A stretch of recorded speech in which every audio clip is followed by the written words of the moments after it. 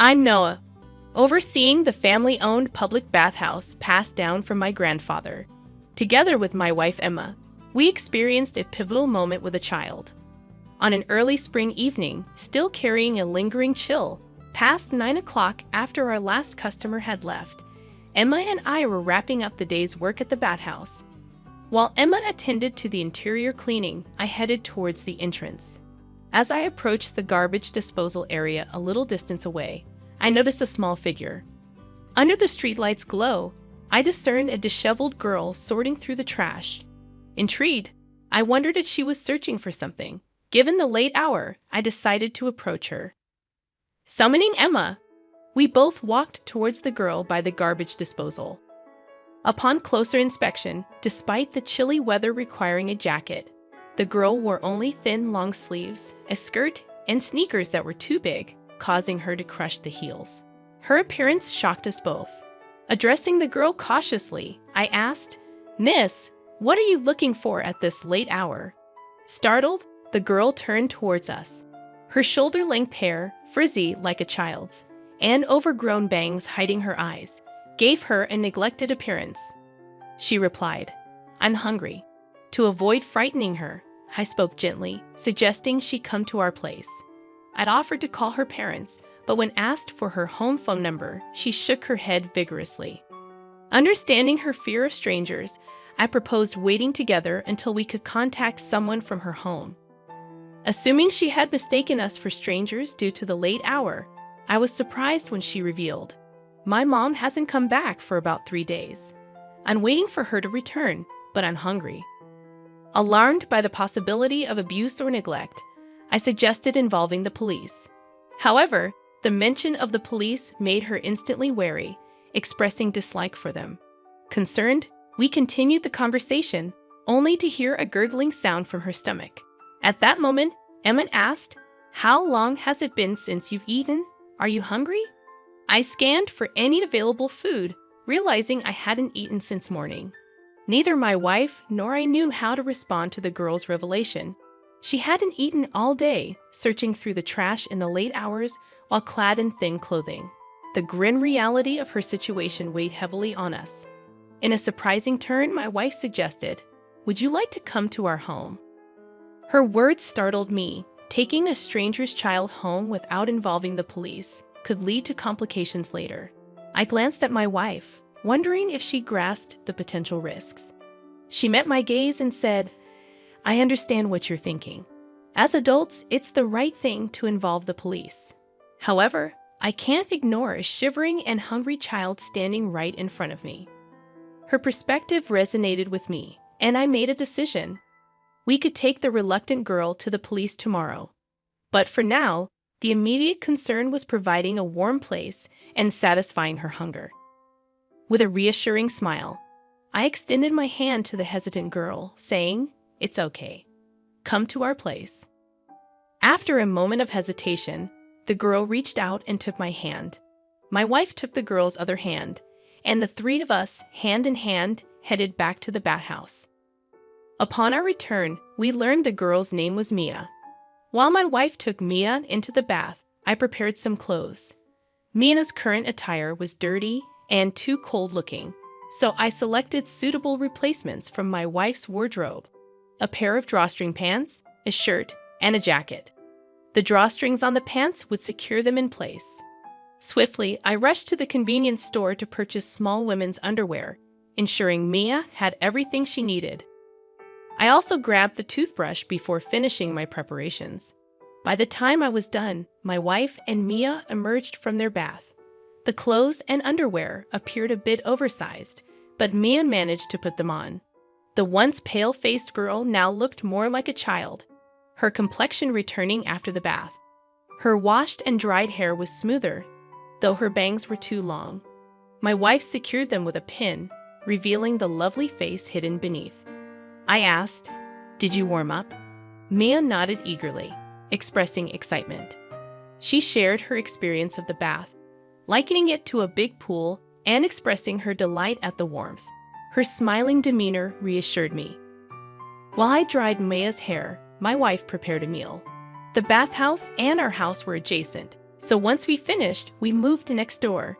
My wife served a warm pot filled with vegetables, meatballs, and yudo noodles. The sight of the dish made Maya's eyes sparkle. "Can I really eat this?" she asked. My wife chuckled and encouraged her to have seconds. Maya proceeded to eat heartily, using a fork and spoon as she wasn't accustomed to chopsticks. "This is delicious. It's been a while since I ate warm food," Maya remarked, reflecting on the environment she had endured until now. My chest swelled with a mix of emotions, feeling like it was about to burst. Maya seemed to be opening up and trusting us a little. Once her stomach was filled, she began sharing her story. She spoke about her rarely seen mother, her routine of rummaging through garbage for food, and her status as a 7-year-old in first grade. Mia didn't have a school bag, and her shoes and clothes were often dirty. The heartbreaking reason behind her absence from school surfaced. She was bullied for being perceived as smelly. As a couple, Mia's narrative struck us profoundly. "I like it here. I want to sleep here." "Are you going to call the police?" she asked. Without hesitation, my wife and I wanted Mia to experience at least one night of warmth and rest. Reassuring her, I said, "It's okay. Let's sleep together on a fluffy bed tonight. But could you go to the police with us tomorrow?" "Don't worry, they are kind. Your mom might be worried too." Mia, who had been silent for a while, rubbed her sleepy eyes and expressed, "I hope so. I hope she is worried, Mom."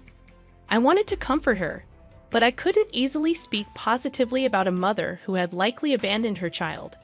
Temporary comfort might hurt her later. In the room, I prepared the bedding, and Mia happily got into the bed. It was her first time sleeping in such a fluffy bed, and she marveled at its warmth. Concerned about her being cold, she mentioned, "I hope she is not cold. It will be nice if she could sleep in a warm bed too." Silently shedding tears, my wife and I were moved by her brave concern for a mother who left her without food. I struggled to hide my emotions from Mia, who was already drifting into sleep. The next day, my wife and I accompanied Mia to the police box. I couldn't forget the slightly lonely look on her face as we said our goodbyes. Saying goodbye to Mia and her mother was a bittersweet moment. Despite the lump in my throat, I managed to offer a smile. "Yeah, hopefully we'll see each other again someday. The police will take good care of you from here, so you have nothing to worry about." I reassured Mia, who nodded in understanding. As we departed from the police box, my wife hugged Mia tightly, waving at us with a smile. Maya left an indelible mark on our hearts. Though we had grown close to her in just one night, bidding farewell was a painful experience. On the journey home, my wife expressed deep concern about Mia's future. We were a childless couple who had once dreamed of having 3 kids. However, fertility issues, specifically ovulation problems, plagued us. Despite a decade of infertility treatments, we remained childless. We decided to cherish our time as a couple, having tired of the emotional roller coaster associated with conceiving. Our focus shifted, and we lived a quiet life together. Our own struggles made us particularly sensitive to the suffering of children at the hands of neglectful parents. Unable to shake our worries about Mia, we contacted the police box where we had left her. They informed us that Mia's mother had not returned, and Mia was headed to a children's home. Due to our role in finding her, we learned the name of the facility. Promptly, my wife and I visited Mia at the children's home, discovering a multitude of children separated from their parents for various reasons. Mia, upon seeing us, immediately embraced my wife, expressing, "Aren't you and your wife going to stay with me? They said my mom might not come back." Stunned by her words, we covered up her straightforward question with a forced smile. Despite the emotional bond formed in that short time, the reality was clear. We couldn't live with Mia. After all, we were strangers. But when we spoke to the children's home staff, the story took an unexpected turn. Upon leaving, we were introduced to the concepts of foster care and adoption. Sensing a pivotal moment, I glanced at my wife, who met my gaze with earnest eyes and nodded in agreement. That marked the moment we decided to explore these avenues. Learning about foster care and adoption that day prompted us to sign the necessary documents. For children like Mia, who had recently arrived at the children's home, obtaining permission from the family court was deemed necessary for adoption or foster care procedures. Fortunately, that permission was granted without any complications at a later date. Following this, we actively engaged in training and seminars to become adoptive parents, leading to busy days. During this period, we occasionally visited Mia, gradually building a connection with her. During one visit, we mustered the courage to ask Mia, "How would you feel if we said we want to live together as a family in place of your mom?" Her response was heartwarming. "I'd be so happy," Maya answered with a beaming smile. It was a moment that fueled our determination. While a traditional mother experiences the blessing of nurturing a child in her womb, we lacked that natural process to become Mia's parents and witness more of her joy. We set a goal and combined our efforts to overcome the challenges of busy days. However, a day of unexpected turmoil arrived. We received a call from the children's home staff, urgently inquiring about Mia's whereabouts. It turned out she had slipped out of the facility. Both my wife and I rushed to search for her. The distance between the children's home and the apartment where Mia used to live, now our home, added to our anxiety.